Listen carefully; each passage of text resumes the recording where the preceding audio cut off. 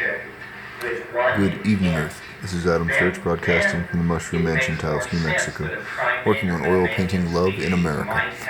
Alright, tonight I'm going to start blocking in some colors. We've got quite a variety of colors thrown on a palette, and I just want to start giving this scene a little flat, pure, out of the tube pigments. So here we go.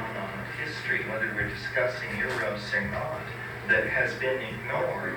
In other words, think of the impact on European history, we'll say, of coffee, or on the history of the Orient of British manipulation of opium policy, or the impact of sugar in the modern world. Or, in other words, man is the drugged monkey, and various symbiotic relationships with drugs write the history of the human species.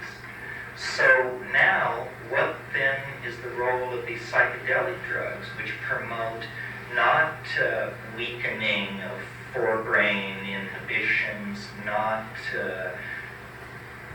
suppression of hunger or sudden bursts of physical activity that can be harnessed to the purposes of capitalism? But what then is the synergistic role of these hallucinogens? I think it is to promote Eros, not for our own edification, but as a way of saving the planet. In other words, there is no question that what we need is greater caring for the project of being, is how Heidegger put it. We need more love, not only love for each other, but love for the environment, love for the notion of the fate of the species. And this is not airy-fairy stuff. It's perfectly obvious that our survival probably depends on this. In the last 2 or 3 centuries, we have tinkered with social reform, which comes from the top down. In other words, the theoretics of Marxism is a theory of collectivism, the need for collectivism which arises out of a Hegelian analysis of the way thesis and antithesis work themselves out in society. And it hasn't taken. Marxist societies are woeful realizations of human potential. The reason for this, I think, because it can't be a head trip. It has to be visceral. It has to come through the biological, not through the cultural or the ideological level. And I think that the way it was done in prehistory was through the presence of orgiastic religions, shamanic practitioners, and the general accessibility of these states, and the general cultural validation of these states in the absence of competing abstractions, when we cannot hope for an absence of competing abstractions. There are too many of them. But we can insist on experiencing the archaic mode by committing ourselves to these archaic activities, one of which is the cultivation of the heightened sensitivity which these compounds give. Consciousness, you see, the great riddle of human evolution is not that it happened, but that it happened so fast. There must be a secret, as yet unelucidated factor in human evolution which has caused the neocortex to so quickly arise and to dominate human organization with its products. I think what this is the synergy of idea and emotion that the psychedelics inculcate. The problem is that in the modern context, and certainly I have contributed to this, I've always talked about the ideas that it engendered, and not a lot about the feeling which stood behind it, because it's very hard to talk about that. It actually involves me in some weird way, because my ideas I don't feel are my own, because I could write it down and you could read it aloud and then it would be your idea. But feelings, there is much less, there is no tradition of feelings. I can't have a feeling and say, aha, well, this is a feeling that Whitehead had a number of times, and Voltaire had a cruder version of that feeling. And so in the area of feeling, it's like we invent the wheel, each one of us, again and again, over and over, where in the area of ideas, we just splice on whatever idea we have to intellectual history, and it is immediately given a context. So it's a much trickier thing to move out into the realm of feelings and to abandon the idea of linear uniformity. At one moment to realize that at the human level, we are one. There is one context. And when you touch the human level in yourself, you're having a primary perception about the organization of other people. And you can even try this out on other people by noticing what you think and then going up to someone and suggesting to them that this is what they think. By using the introductory phrase, did you know? I'll bet you did know. And then laying something on them which you've actually discovered in the depths of yourself, but which they will quickly line up behind 9 times out of 10. So this establishing of the archaic commonality of human beings, and then laying over that the understanding that that is a different thing from the print-created assumption of uniformity, which makes each of us equal in our voting ability, our ability to consume products, wear clothing, participate in selection of brands, and that sort of thing. There is a common level, and there is a false level of commonality that is something which has been laid on to us. And I'm not paranoid. I don't see it as a plot. It isn't that someone consciously chose the suppression of Eros in order to create civilization. Although Freud certainly comes close to suggesting that in Civilization and its Discontents, that there was actually a decision made for a trade-off. No, I think it's just simply that patriarchal society achieved order through the myth of uniformity, because really the suppression of women is the suppression of this. It began actually as a suppression of emotion, and it ended up as a suppression of women, because women were the most difficult people to emotionally suppress.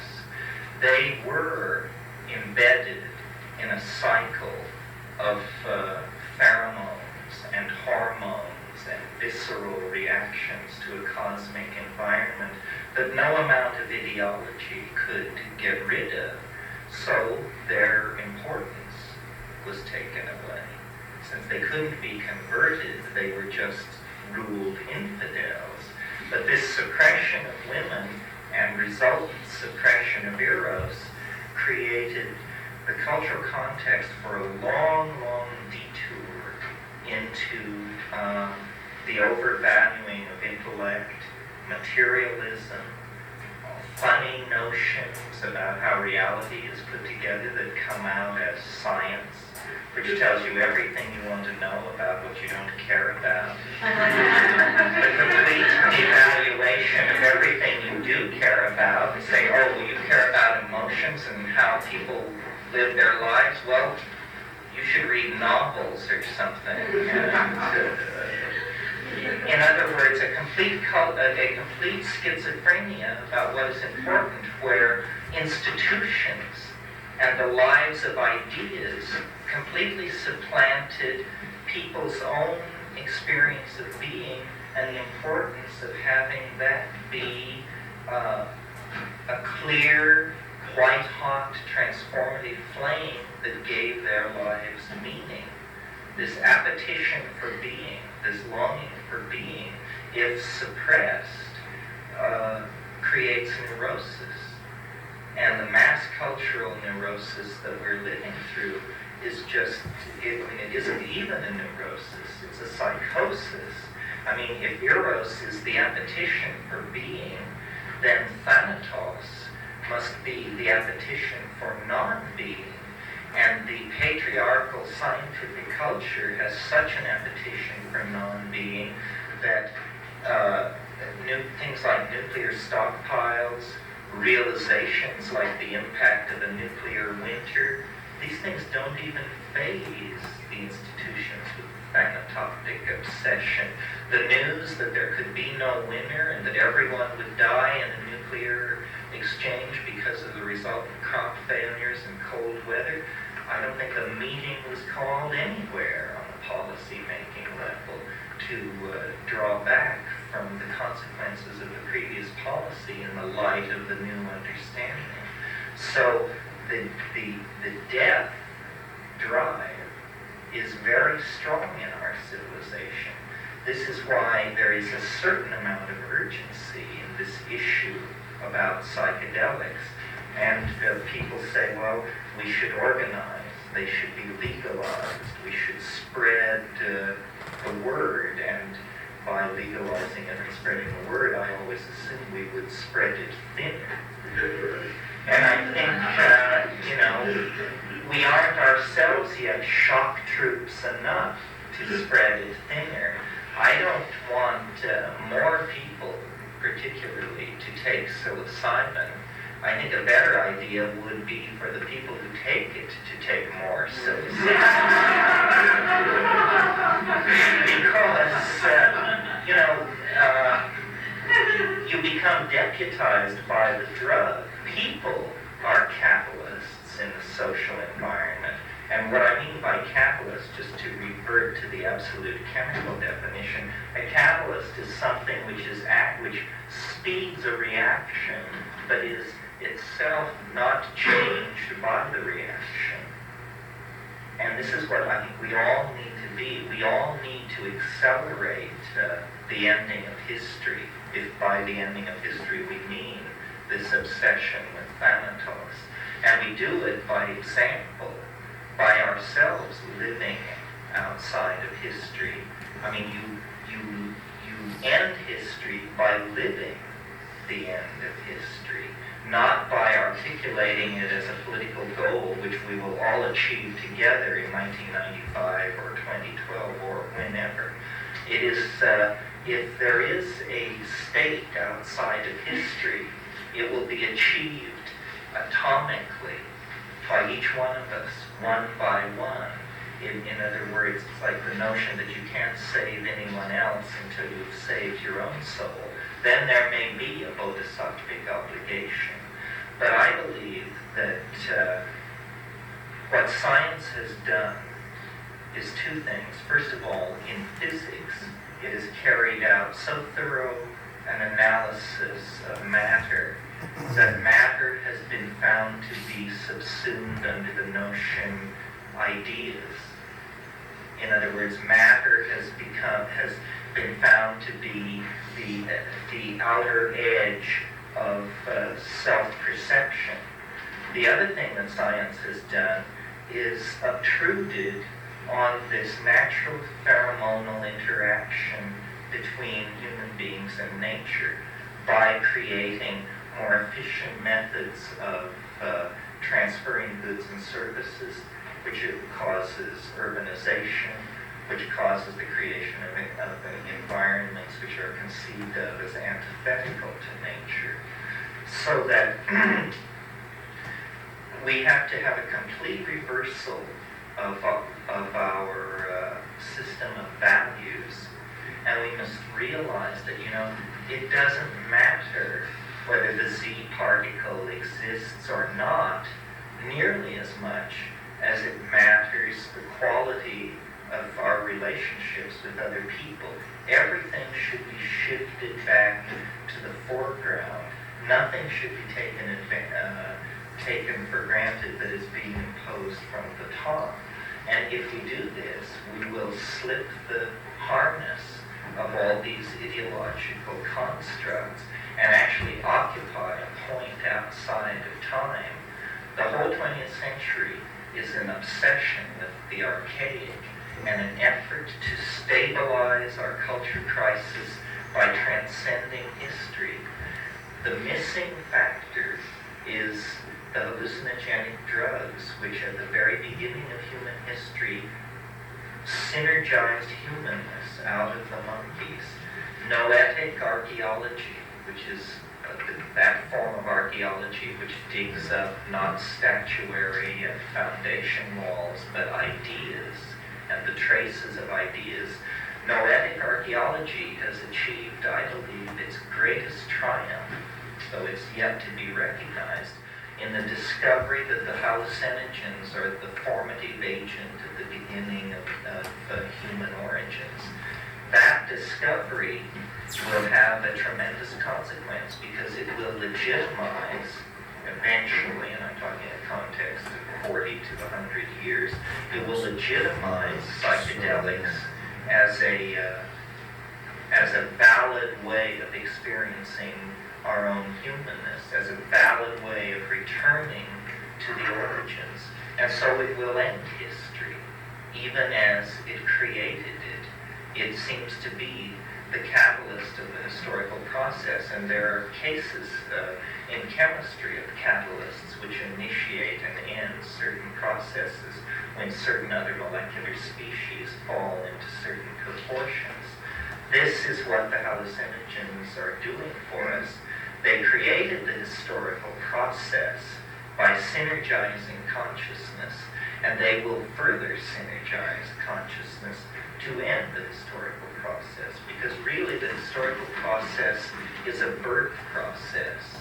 You can think of it as a massive flooding of the body of Gaia with hormones, ideas, drugs, religious systems, and human beings, which end with a biocultural planetary event of immense significance, which is us discovering the essence of human freedom and moving off into space to explore it.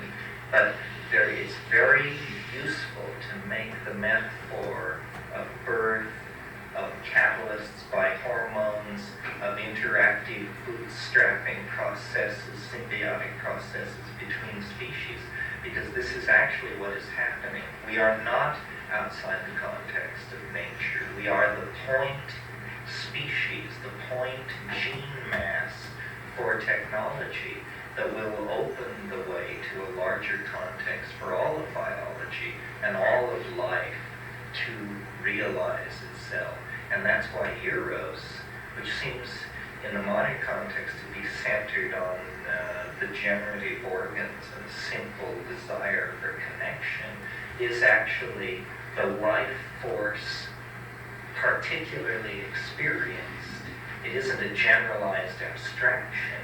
It's the visceral feeling of wanting to live and wanting to touch flesh and perpetuate flesh and be in the context of flesh with meaning. And this is what gives us, if there is any difference between us and the animals, it is the obligation to this form of planetary wholeness, through wholeness of self and wholeness of every atom of human organization, through the couple, the affinity group, the tribe, the larger context of one's friends and acquaintances. And the New Age has the rhetoric of collectivity in the same way that the psychedelic generation of the 60s had the rhetoric of collectivity. But in each case, it was vitiated by various factors which tended to inject masculine values into the context that was evolving. G.K. Chesterton said, "Men are men, but man is a woman." And the problem has been that we have been run by little men. In other words, that small people who bought into the idea that ideas should rule have been at the tiller of history for a very long time. The goddess, which is this hidden notion that men are men, but man is a woman, the goddess has been completely suppressed. Most embryologists would probably agree with the statement that men are hormonally modified female fetuses, and human civilization is a hormonally modified corpus delicti, if you wish, and the hormonal modification is for purposes of transcendence, which once achieved, the historical model of human beings will be useless. I'm sure you know the fable or the story or the folklore about how when Buddha crossed the river of enlightenment in the boat of the Dharma, when he reached the other side, someone said, "What are you going to do with your boat?" And he said, "Well, now that I'm on the other side, I have no need of it." And this is, I think, how we need to think of the patriarchal, linear, uniform culture. It created a context for saving the entire biosphere. Now the entire biosphere can be saved only through the transcendence of that previous context. So it is very important for those people who are interested in psilocybin to go deeper into it and try to language the previously unlanguaged feeling.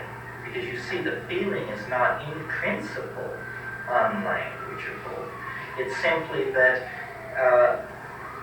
no utility accrued to it in the male constellated value system. Once we understand now that it is that the evolution of communication now depends on the evolution of a language of emotion, we can see that the evolution of a language of emotion is the primary task of psychedelic users, and the using of that language of emotion to communicate and to bootstrap ourselves to higher and higher levels of caring. This will all happen within the context of the project of caring for being, which was Heidegger's formulation for what life is all about. And I have not read Heidegger on Eros, but I do believe that Eros and the project of caring for being cannot be divided apart. Now, I want to close by reading a brief quote from Jacob Needleman that very synchronistically Kat discovered just a few minutes before we left the house today. The impact of Socrates is to produce upon a human being a specific sort of suffering that involves seeing oneself against a very high criterion of what human beings should be. But this seeing of oneself is not a moralistic effort to persuade oneself to do better. On the contrary, its effect is to kindle eros, a longing for being.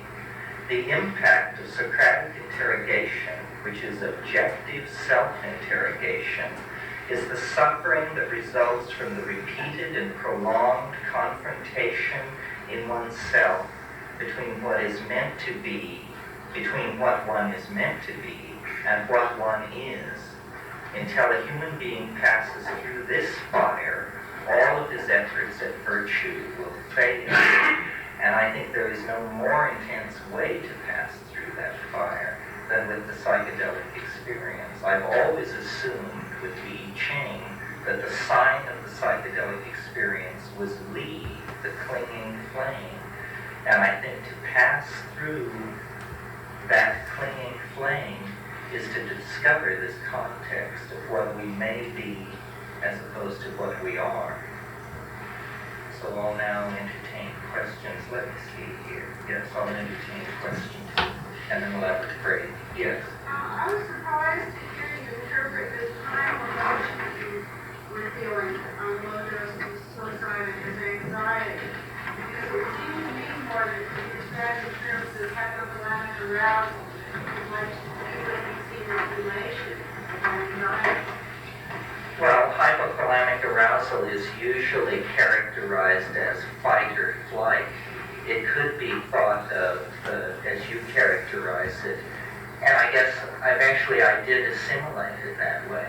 But as it sat on me for a number of days, I couldn't decide whether I wanted to fight or flee. And then slowly those choices were dissolved into the kind of general ecstatic arousal that you're talking about. But I think ecstasy has to be learned. Well, it reminded me what Kathy said.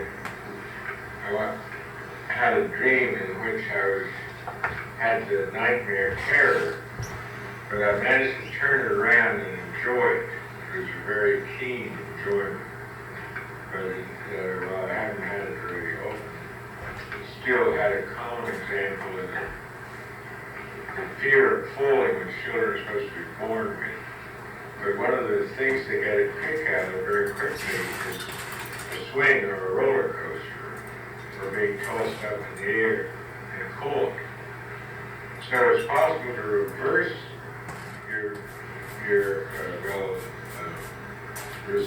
reverse your attitude toward an emotion, because the emotion doesn't change, the feeling doesn't change, but it can be very enjoyable.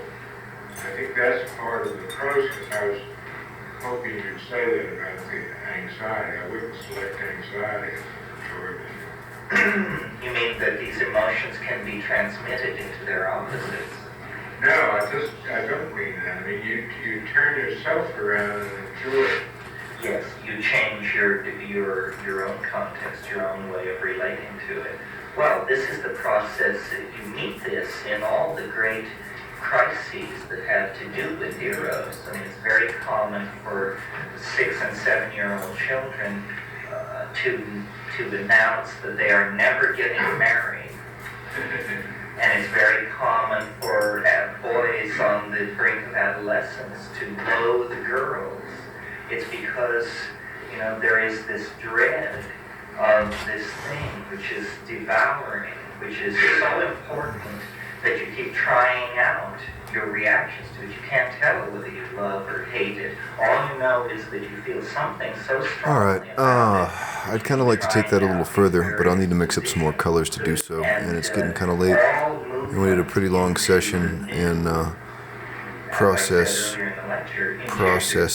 video experimentation earlier with my editor to try and find a happy medium in order to save the 4K for condensing them into further process movies without to have it take up my whole backup hard drive. But anyway, long story short, I think I'm going to cut this one here today. So that's it for the moment. Thank you for watching. That's Adam Sturch broadcasting from the Mushroom Mansion, Taos, New Mexico, working on oil painting love in America. Have a good night. That anxiety and the erotic force are the same thing. Well, arousal, again, as was mentioned